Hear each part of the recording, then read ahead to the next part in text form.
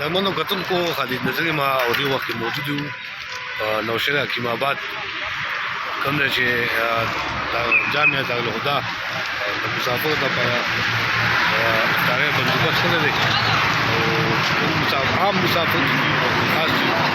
بیماره دي هغوی دپاره هر کال دا د افطاري پروګرام کېږي دا تاسو ته پوه شئ اصغر بھائی جامعه دارالهدى کال پروګرام کې څه وایي په دې دغه باندې افطاري چې کوم پروګرام بالکل خالد نذیر صاحب د هر کال په شان دا ځل هم د مدرسه جامعه دارالهدى چې یو دینی تعلیمي اداره ده د هغوی لخوا چې دی دې روژه کې هم دا اهتمام شوی دی په مین جي ټي روډ باندې حکیم آباد سره چې څومره مسافر په دې لاره باندې تیریږي یا خوشا چې کوم غریب خلک دي هغوی دلته کې راځي او روژه چې دا هغه ماتوي په دې کې یوازې دا نه ده چې یاره بس خلک راشي او روژه ماته کړي د هغوی भरपूर مهمان نوازیم کېږي او هغه داسې کېږي چې لکه دا ایټمس چې دي دا به تاسو دې کې سموسې وي فروټ وي پکوړې وي چاول وي سالن وي او بهترین روژه ماتي انتظام چې دی هغه دلته کې کېږي او دا د جامعه دارالهدى مدرسه جامعه دارالهدى حکیم آباد چې څومره طلبا دي څومره د هغې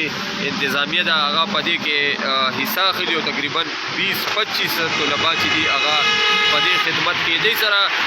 چې کوم مالی امداد دی هغه د دوی ملګري دي دوستان دي هغوی چې دی دوی سره مالی امداد کوي خو دا چې کوم بوج دی دا دوی په خپل سر باندې اخیستی دی روزانه تقریبا د 300-400 کسانو لپاره دا انتظام کول څه اسانه خبره نه ده خو دوی ته د الله مزید هم همت ورکړي طاقت ورکړي چې دا روژه ماتي دا سیستم چې دی دوی وایي چې دا به تر اخر روژه ماتي پورې د اخري روژې افطارۍ پورې به دا سیستم زموږ جاري وي اگر د منو کتونکو حقیقت دی چې یو ځای لوی جهاد دی جهاد نه بلکې لویه صدقه ده او جامعه دارالهدى چې کوم دا هغه کلمه لوي موږ نوښار صافي موجود دي اسد خان څه وایي ډېره مننه خالد نذیر صاحب جامعه دارالهدى د افطار دسترخوان دې ته راغلي او یقینا چې یو ډېر بهترین اقدام دی په لاره چې کوم د روژې ماتې په ټایم کې کوم مسافر تېرېږي د هغوی دپاره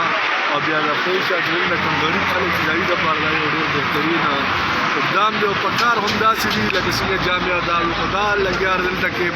یا داسې د نوښار په نورو ځایونو کې مختلف مهیر حضرات یا ادارې مهیر ادارې لګیا دي نو دغه شان په کار دي د مهیر حضراتو لپاره چې دغه شان د خپلو مسلمانانو وروڼو چې کوم دی خیال وساتي دا د روژې میاشت زبرګه او دا وایي د لوټ مار میاشت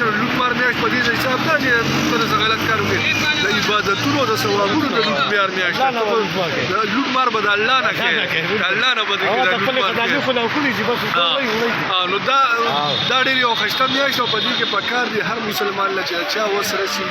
که د چا د افطارۍ په تور وي که د چا سره د راشن په تور وي که چا سره د نور څه په تور باندې وي خپل مسلمانانو سره دی چې همدغه شان په دې باندې ډېر ثوابونه کوي او الله به دې منو کتونکو دا ډېر زبردست انتظام شوی دی د مسافرو لپاره عام خلکو کوم غریبانان دي لپاره